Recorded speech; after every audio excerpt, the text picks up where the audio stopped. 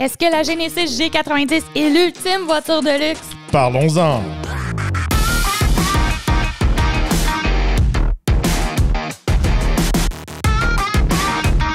Bienvenue sur la chaîne Torque Media. Mon nom est Joel Torque. Moi, c'est F Torque. Alors aujourd'hui, on vous parle de notre essai routier sur le Genesis G90. Oui, c'est l'ultime berline qui vient de la Corée du Sud. Je rappelle que Genesis fait partie de la grande famille Hyundai, Kia, etc. Alors, de ce côté-là, c'est la crème de la crème du côté coréen. C'est la plus équipée, la plus chère, la plus grosse. On peut se le dire, c'est le fameux flagship de chez Genesis qu'on a eu à l'essai. Oui, puis c'est un modèle que ça fait un bout qu'on n'avait pas vu en frais de taille et tout. Toi, tu as connu ça, là, le modèle duquel ça a parti. Oui, mais regardez, ça fait pas tellement longtemps que le modèle est sur le marché. Avant que la gamme Genesis vient s'établir ici au Canada, aux États-Unis, c'était chez Hyundai qu'on retrouvait la fameuse Hyundai Ecus. C'était la plus grosse Hyundai qui avait jamais existé. Je m'en souviens comme si c'était hier. J'étais au dévoilement à New York. Ça fait presque plus que 15 ans pour frôler presque les 20 ans. C'était une voiture avec des gros mags chromés. Il y avait un gros logo qui sortait en avant, un peu comme une Rolls-Royce. C'était un gros move pour Hyundai dans le temps. On va se le dire, les autres manufacturiers riaient un peu de Hyundai, mais là, le Genesis G90, on rit plus, là. Non, il vient vraiment prendre sa place. Maintenant, si on se penche côté moteur, sous le capot. On retrouve un V6 de 3,5 litres Twin Turbo avec un supercharger électrique de 48 volts. Alors, un fameux combo Twin Turbo, supercharge, électrique, etc. Alors, on a une sauce assez quand même compliquée sur le capot. C'est pas quelque chose qu'on retrouve dans d'autres modèles Genesis. Côté puissance, ça donne 409 chevaux vapeur, 405 livres-pieds de couple, jumelé une transmission automatique et bien sûr, c'est un modèle à traction intégrale. Bon, là, avec tout ce mix-là sous le capot, côté performance, on peut faire le 0 à 100 km/h en 5,1 secondes et le quart de mille en 13,5 secondes. Oui, ça se déplace quand même bien, regardez, pour une grosse voiture de ce gabarit-là. C'est surprenant. On vient vraiment avoir les performances du V8, mais avec un V6. C'est sûr que là, on est twin turbo, supercharge, tout ça. On peut s'en attendre un peu, mais c'est quand même bien. Et aussi, c'est quand même surprenant pour Genesis parce que on va se dire, chez Genesis, c'est pas vraiment leur premier but d'être les plus performants, mais on voit de ce côté-là qu'ils se débrouillent, puis on voit un peu qu'avec la recette du G90, on veut vraiment faire la compétition aux grosses berlines allemandes, japonaises, tout ça. Puis là, on voit qu'il y a une amélioration de ce côté-là. Même avec tout ce qu'on retrouve sur le capot du G90, on sent que le véhicule a vraiment plus une approche sur le côté du confort plus que sur la performance et la conduite sportive. Oui, exactement. Quand j'ai fait, on a testé les accélérations, surtout en mode sport. Ça poussait bien, mais c'était très agressif. Il y a des gros coups dans la transmission. Au début, je me dis, c'est peut-être un add-on, peut-être c'est le modèle qu'on a à l'essai. Puis j'ai vu d'autres chroniques, d'autres essais, puis ils disaient la même chose. De ce côté-là, c'est un manque de peaufinement, de venir aller chercher quelques détails côté calibration. C'est quelque chose que j'ai remarqué souvent dans les produits Genesis, autant dans le GV70, dans le G70, dans le G80, etc. Des fois, quand on pousse le véhicule au maximum, il y a des gros coups de transmission. On dirait aussi que toute la communication entre le supercharge, les turbos, tout ça n'est pas tellement fluide. Mais quand on le conduit de façon normale, je pourrais dire, tous les jours, de façon vraiment relaxe, le véhicule va très bien. Il n'y a pas de coups comme ça. C'est juste quand on le pousse vraiment, là, c'est là que il fait des coups que j'aime pas trop, à mon avis. Non, puis c'est pas juste du côté des reviews aussi. Même cette semaine, quand on avait le véhicule à l'essai, on est arrêté à l'épicerie. Puis il y a un monsieur qui est venu te parler, lui aussi possède un Genesis, puis il t'a dit la même remarque quand il en a lui aussi, fait il avait remarqué que sa transition donnait des coups.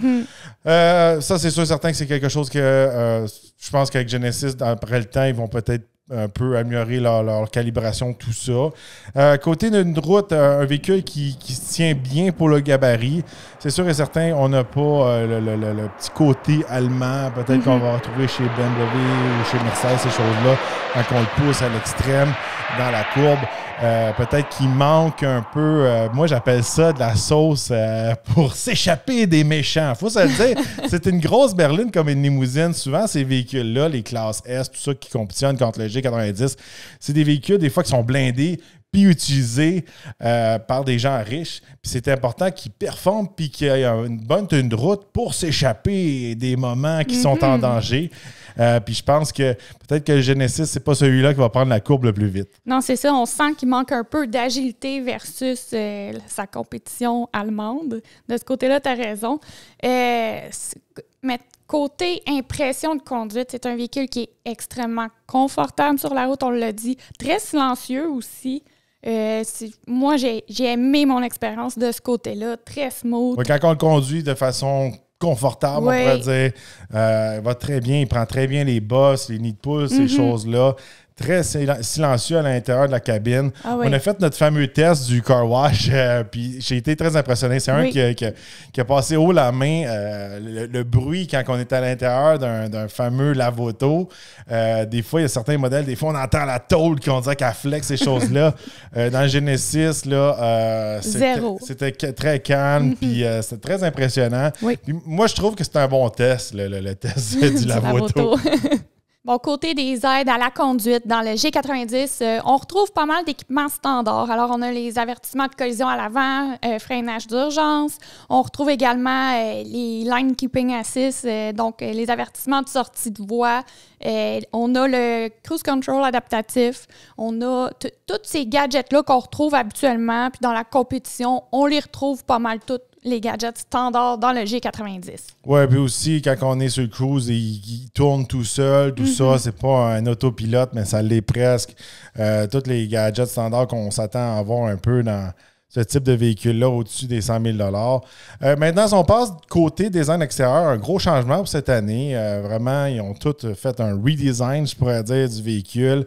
On a une grosse grille massive à l'avant, les belles lumières Genesis, les 4 fameuses lumières signature. Je trouve que du devant, le véhicule a vraiment de la gueule, des belles grosses roues aussi, les petites lignes sur le côté, style Bentley un peu. Mais en gros, regardez le véhicule, on dirait qu'il y a plus une approche Rolls-Royce, Bentley que Mercedes ou BMW. Oui, je suis d'accord avec toi. Moi aussi, je trouve qu'il prend vraiment plus son essence côté Bentley, Rolls-Royce que plus allemand. Le derrière également plus discret, les lignes de côté. Je trouve qu'il y a quand même, je sais pas comment l'expliquer, il y a des lignes agressives, mais il fait vraiment classe en même temps. Moi, je trouve qu'il y a vraiment la gueule du devant. Du côté aussi. À l'arrière, on dirait qu'il manque quelque chose. Il va être un peu off, on dirait. On dirait que les lumières sont trop petites pour le gabarit du véhicule ou sont trop génériques. Oui. Où ça ressemble trop à un G80. C'est pas comme... On dirait que quand on va suivre un G90 et puis devant nous, on le voit de derrière, on va pas faire comme « Oh, ça c'est la grosse Genesis ». Quand on la voit du devant, on fait comme « Wow, ça c'est un G90 ». Mais de derrière... Il est pas spécial. Non, il manque un petit touch. Ouais, il manque un petit peu de sauce secrète, mais quand même un beau design en général. Côté intérieur, les finis de cuir, j'ai trouvé ça vraiment beau. Tous les boutons, les finis de métal, c'était super. Par contre, c'est beau, mais j'ai été moins impressionnée par tous les finis de bois faits en journaux recyclés. Là. Ouais, on joue la carte, on n'utilise pas du vrai bois, ces choses-là. Ouais. Le fini était plus beau que dans le G80, là.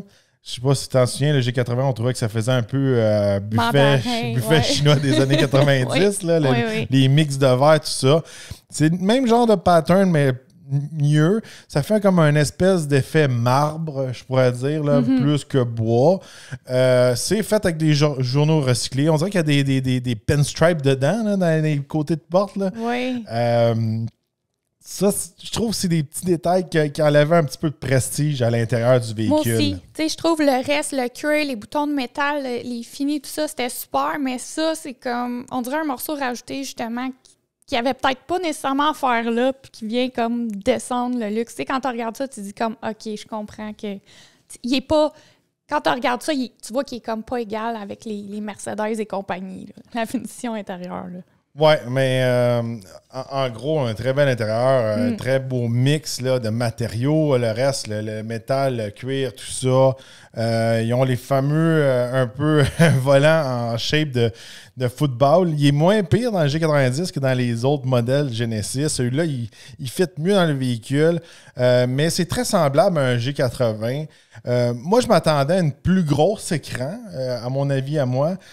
C'est similaire à ce qu'on retrouve dans les autres Genesis. Ouais. Moi, pour le G90, j'aurais remonté la barre, surtout quand on le compare à un Mercedes que le dash est rendu... le dash est rendu un écran, la fenêtre est rendue un écran.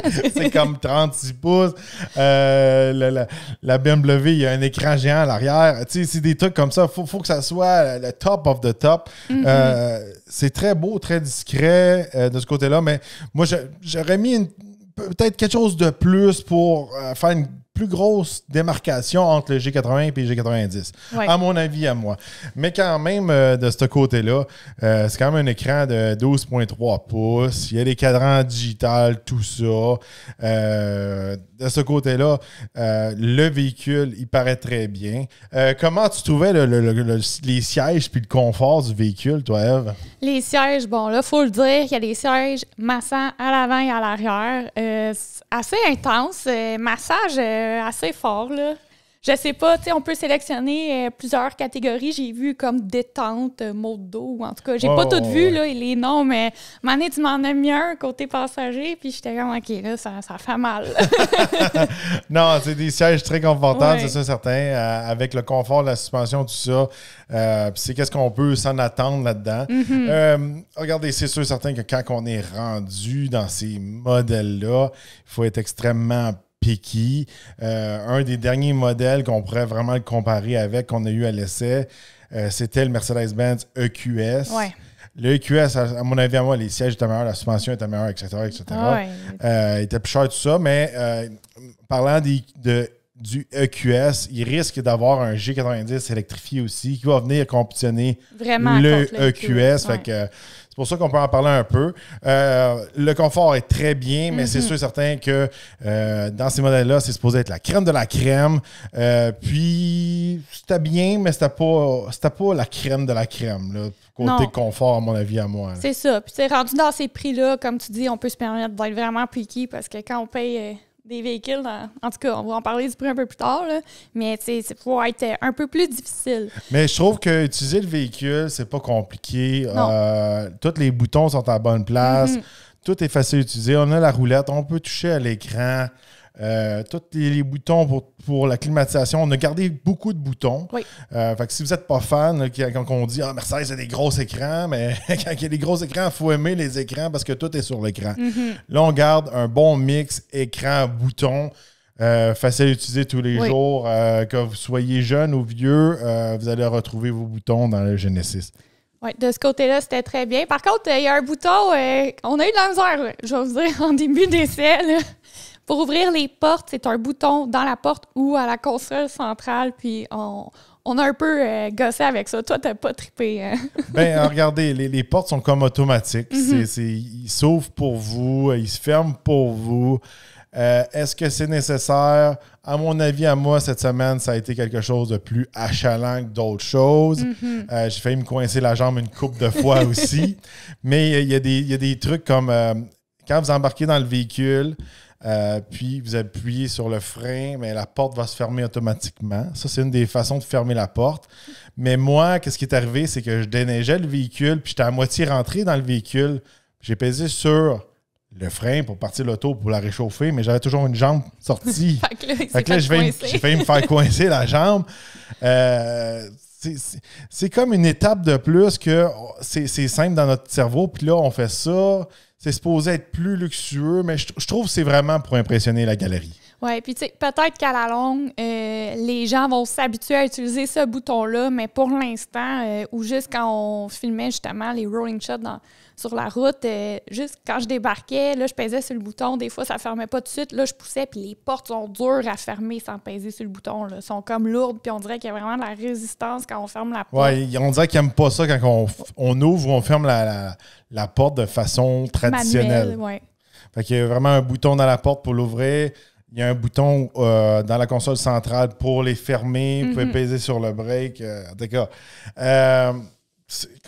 encore une fois, c'est un gadget pour impressionner la galerie, à mon avis, à moi.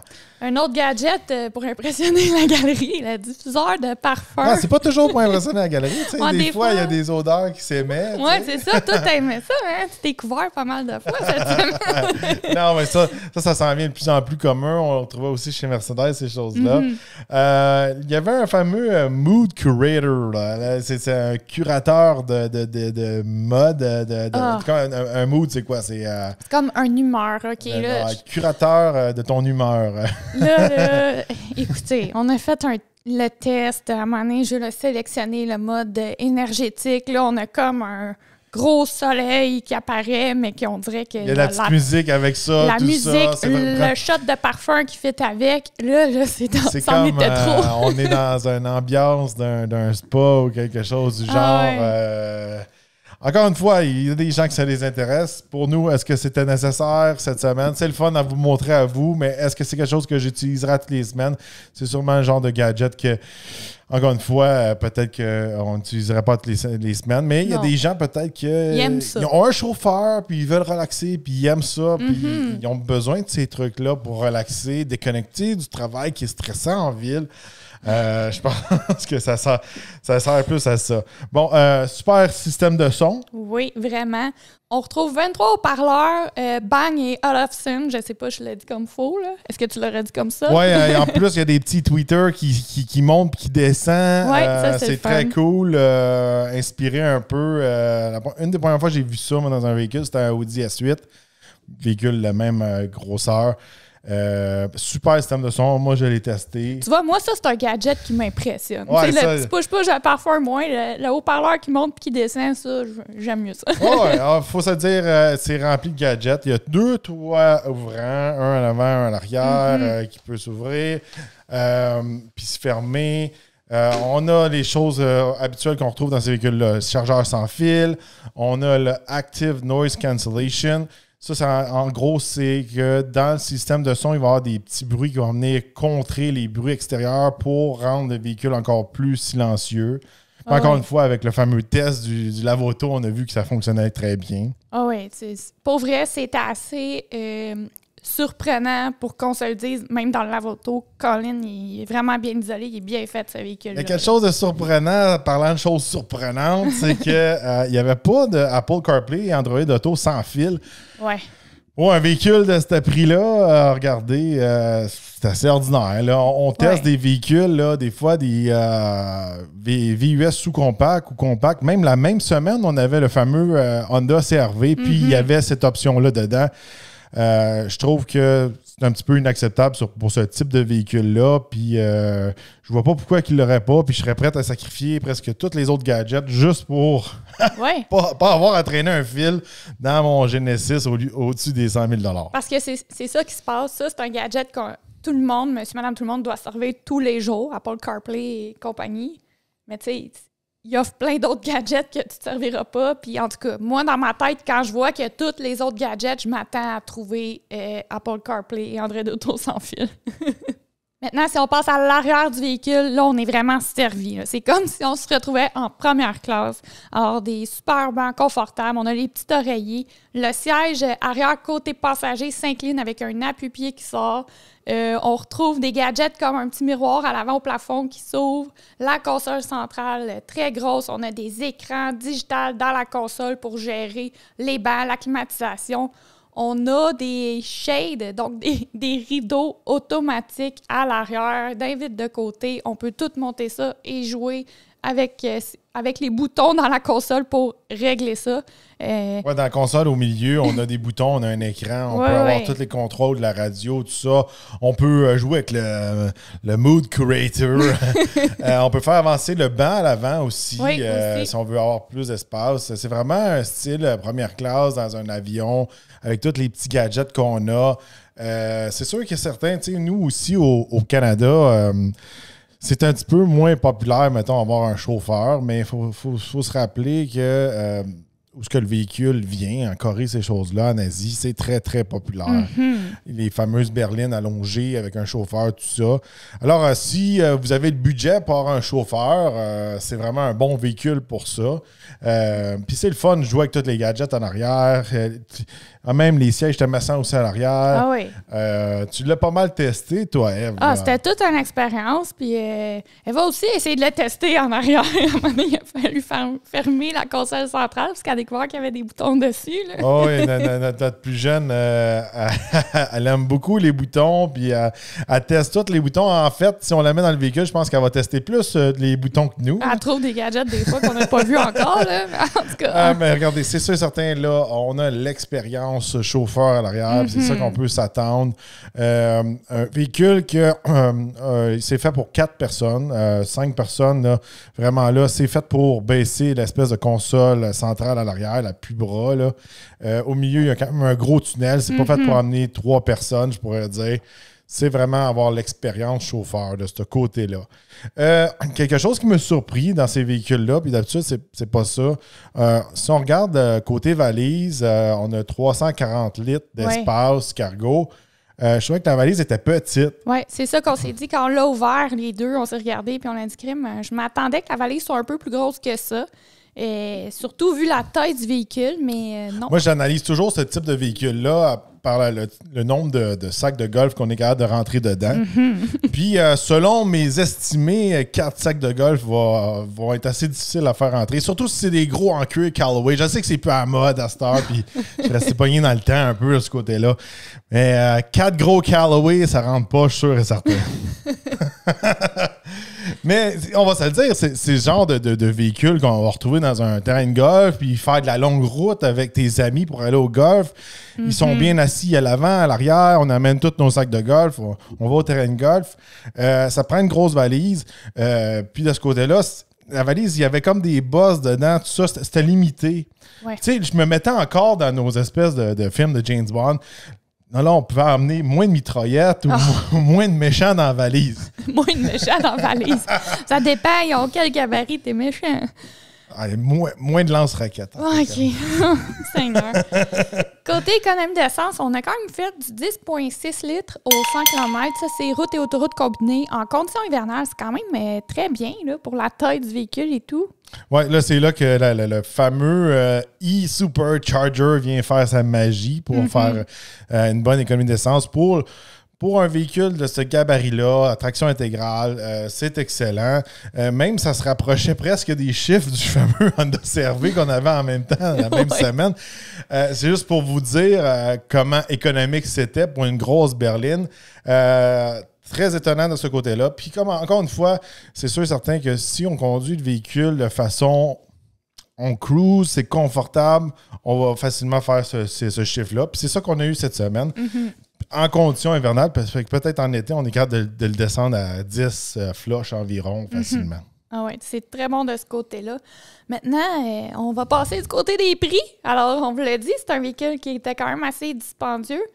Le modèle à l'essai cette semaine était d'une valeur de 115 000 Il y a un seul modèle disponible. Il n'y a pas d'option nécessairement offerte. On ne peut pas vraiment personnaliser le véhicule comme on veut. Il y a quelques options, mais quelques-unes, mais c'est pas... comme c'est ce package-là. Il n'y aura pas 2-3 moteurs, un propulsion, un all-wheel drive. En gros, là, pour 115 000 c'est pas mal ça que vous allez avoir. Puis, il n'y aura pas de mauvaise surprise qu'il va faire monter la facture à 140 150 000 C'est 115 000 pour le G90. En plus, c'est simplifié à comparer des États-Unis parce que je pense qu'aux États-Unis, ils ont un autre modèle avec le moteur qui n'est pas supercharged, qui est plus abordable, mais on n'a pas ça ici au Canada. Que de ce côté-là, ça peut être un plus pour certaines personnes, puis plus un côté négatif pour d'autres personnes, ceux qui veulent vraiment... personnaliser leur véhicule. Oui, c'est ça. Vous va avoir plus d'options côté motorisation, ces choses-là. Mais pour, je pense, une majorité des gens qui magasinent, surtout chez Genesis, puis ces choses-là, ils ne veulent pas se casser la tête à mettre 10 000 options, puis justement, comme je viens de dire, d'avoir une fameuse surprise comme qu'on peut retrouver chez BMW et Mercedes, puis on a mis 20 000, 30 000 d'options, c'est pas le cas chez Genesis. Non. Maintenant, si on regarde du côté de la compétition, donc contre le G90, on retrouve des modèles comme le Mercedes-Benz Classe S, qui est alentour de 143 000 $. On a le BMW Série 7, ça, dans les 145 000 $. Audi A8, 103 200 $. Le A8 part moins cher. Tout nu, tout nu. Ah ouais, tout nu, là, tout mais nu. quand même, part moins cher. C'est un A8 tout nu. Ah, un A8 tout nu part moins cher que le G90. On retrouve également le Lexus LS dans les alentours de 110 000 $. Bon, ça, c'est sûr certain, à comparer de la compétition de ce côté-là, on voit que Genesis vient plus nécessairement se positionner comme l'option cheap, l'option à rabais. On vient plus être dans la game avec les autres, mais quand même, on offre plus que la compétition avec tous les gadgets, les options, ces choses-là. Alors, si on veut un modèle qui va être tout équipé, mais sans payer les 140, 150, 160 000 $, le Genesis, c'est pas mal celui qui va vous donner le plus de valeur pour le prix. Maintenant, on passe au pour et au contre du Genesis G90. On va commencer avec les points positifs. Premièrement, véhicule différent des autres, un peu plus rare sur nos routes. On n'en voit pas tellement. Oui, la personne à l'épicerie était très impressionnée d'en voir un en vrai. On se démarquait de ce côté-là. Deuxième pour, excellente économie d'essence. Comme on vous a dit, pour le gabarit, c'est très bon. Troisièmement, beaucoup de gadgets inclus. Donc, pour le prix, vous avez pas mal tous les gadgets qu'on vous a mentionnés aujourd'hui. Fait que c'est quand même très bien de ce côté-là. Si on passe maintenant au contre pour la Genesis G90, premièrement, regardez, j'étais un peu déçu pour la calibration du moteur, la transition. Ça donnait des coups quand on était plus agressif avec le véhicule. Pour un type de véhicule de ce prix-là, ces choses-là, je m'attendais à mieux. Un autre truc aussi, il y a peu de flexibilité pour personnaliser le véhicule.